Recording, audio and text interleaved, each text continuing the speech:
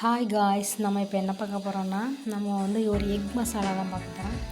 வாங்க எப்படி செய்யலாம் பார்க்கலாம். ஃபஸ்ட்டு வந்து நான் 2 பெரிய வெங்காயம் எடுத்திருக்கேன், ஒரு தக்காளி, ஒரு பச்சை மிளகாய், இதெல்லாம் குட்டி குட்டியாக கட் பண்ணி வச்சுருக்கேன். அப்புறம் வந்து ஒரு பேனில் வந்து நம்ம வந்து கொஞ்சம் எண்ணெய் ஊற்றிக்கலாம். அந்த எண்ணெய் ஹீட் ஆனதுக்கப்புறம் வந்து கொஞ்சமாக கடுகு, அது வெடிச்சதுக்கப்புறம் அதில் வந்து நம்ம குட்டி குட்டியாக கட் பண்ணியிருக்கோம்ல அந்த வெங்காயம், நல்லா குட்டி குட்டியாக. முட்டை நீங்கள் வந்து நார்மலாக பொரிக்கிறதுக்கு எவ்வளோ குட்டியாக கட் பண்ணிக்கலாம் அந்த மாதிரி குட்டியாக கட் பண்ணிக்கோங்க. அது நமக்கு வந்து இப்போ கொஞ்சம் தேவையான அளவு உப்பு மட்டும் கொஞ்சமாக, நம்ம இந்த வெங்காயம் வதங்குறதுக்காக கொஞ்சம் உப்பு மட்டும் சேர்த்துக்கலாம். அதுக்கப்புறம் வேணால் நம்ம இன்னும் கொஞ்சம் உப்பு வேணால் பார்த்து ஆட் பண்ணிக்கலாம் மசாலா எல்லாமே சேர்த்ததுக்கப்புறம்.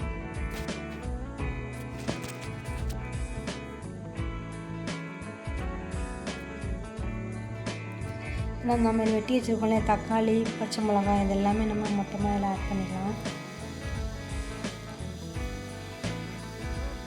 நல்லா வதக்கணும். இந்த எண்ணெயிலே இந்த தக்காளி, பச்சை மிளகாய் எல்லாம் லைட்டாக வதங்கினா போதும். அதுக்கப்புறம் நம்ம வந்து தண்ணி ஊற்றி அதுக்கப்புறம் வதக்கிடலாம். கொஞ்சம் பாக்கியில் வந்து மசாலா எல்லாமே வேகணும் ஃபஸ்ட் லைட்டாக. இந்த ரா ஸ்மெல் போகும்ல, நான் வந்து கொஞ்சமாக நான் வத்தல் தூள் மட்டும் தான் இதில் சேர்த்துருக்கேன். அதுக்கப்புறம் வந்து கொஞ்சம் மஞ்சள் தூள், அதாவது நமக்கு தனியாக அரைச்சி வச்சுருப்போம்ல வத்தல் தூள் மட்டும், அது மட்டும் போட்டுக்கோங்க. அப்புறம் கொஞ்சம் மஞ்சள் தூள் போட்டுக்கோங்க.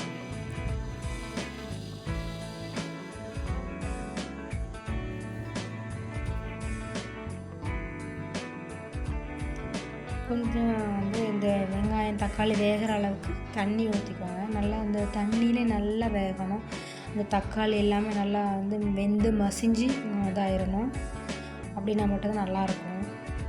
இப்போ இதில் வந்து நம்ம தேவையான அளவு திருப்பியுமே உப்பு வந்து கரெக்டாக நீங்கள் அளவு சேர்த்துக்கோங்க, உங்களோட அளவு அனுசரித்து. இப்போ பார்த்திங்கன்னா தண்ணி ஊற்றின தண்ணி இதில் இல்லை, இந்த மாதிரி நல்லா வற்றி வரணும்.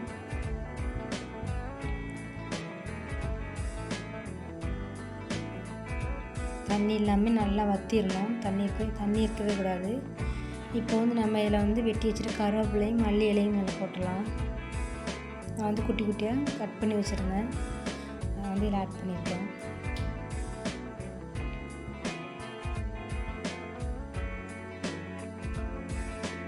நல்லா வதக்கி விட்டுக்கோங்க.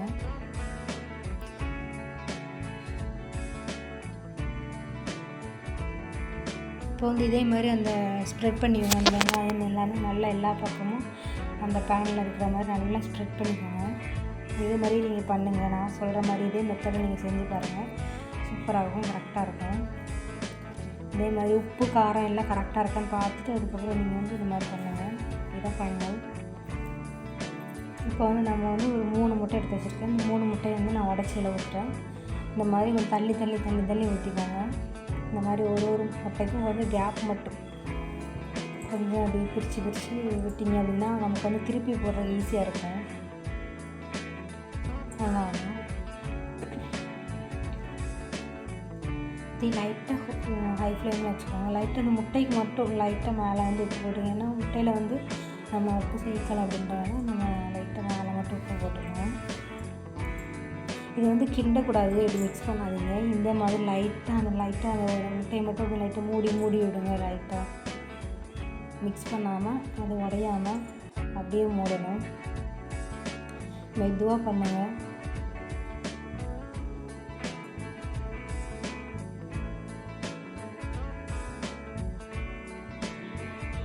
எனக்கு வந்து இந்த ஒரு முட்டை மட்டும் உடஞ்சிச்சு. நீங்கள் மெதுவாகவே பண்ணுங்கள். இந்த மாதிரி திருப்பி போடும்போது மெதுவாக திருப்பி போடுங்க.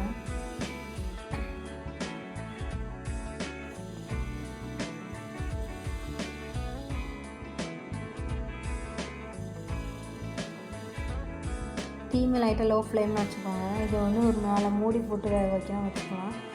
மூடி போடலை. இதை வந்து நீங்கள் தோசை கரண்டி திருப்பி போட்டிங்கன்னா உங்களுக்கு திருப்புறதுக்கு ஈஸியாக இருக்கும். அதனால் தோசை கரண்டி திருப்புங்க. நான் இப்போ வந்து 3 முட்டையுமே இந்த மாதிரி நான் ஒன்றா மெதுவாக திருப்பி போட்டுட்டேன். நல்லா இதில் வந்து ஃபஸ்ட்டு ஒரு 3-2 மினிட்ஸில் வந்து நல்லா வெந்துடும். அந்த முட்டையில் ஃபுல்லாக நல்லா மசாலா வந்து நல்லா ஸ்ப்ரெட் பண்ணி விட்ருங்க. இதே மாதிரி நீங்களும் வீட்டில் செஞ்சு பாருங்கள். கிட்ஸுக்கெலாம் கொடுத்து பாருங்கள். கமெண்ட் பண்ணுங்கள், ஷேர் பண்ணுங்கள். Thank you all.